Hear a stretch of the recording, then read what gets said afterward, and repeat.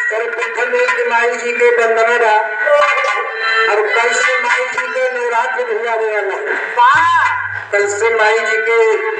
नवरात्र शुरुआत बा कैसे कैसे लेकिन काले के माई जी के मंदिर में जाके आराधना करत बा लेकिन कहना क्या बा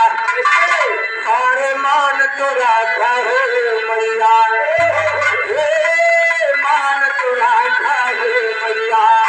हर लेके आवा आज दुकान मान तो राखा हो मैया लेके आवा आज दुकान मान तो राखा है मैया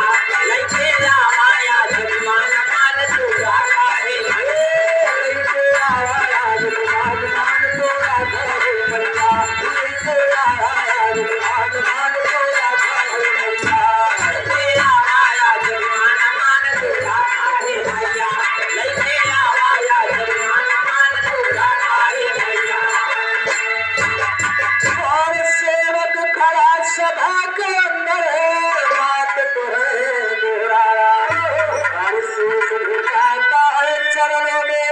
हर अपना गिर लगावा हर गावा हृदय की जो बात तो रखा है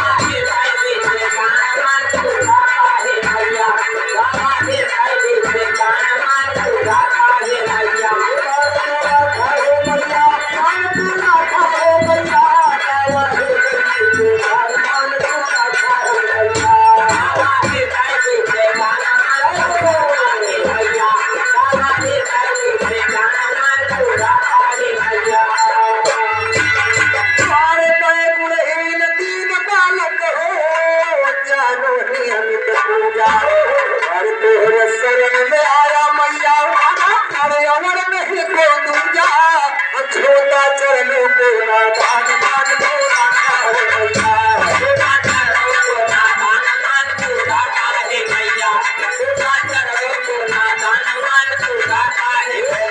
छोटा चरणों को नादान मान तो रखा है मैया छोटा चरणों को नादान मान तो रखा है मैया नादान मान तो रखा है छोटा चरणों को नादान मान तो रखा है मैया सारे को गुलामा तो जन्म लिख है बाबा घर हर बाल काल हो कल साथे हर आई गई है बंदा झिलवा कह दे लो हम सामान तो रखा है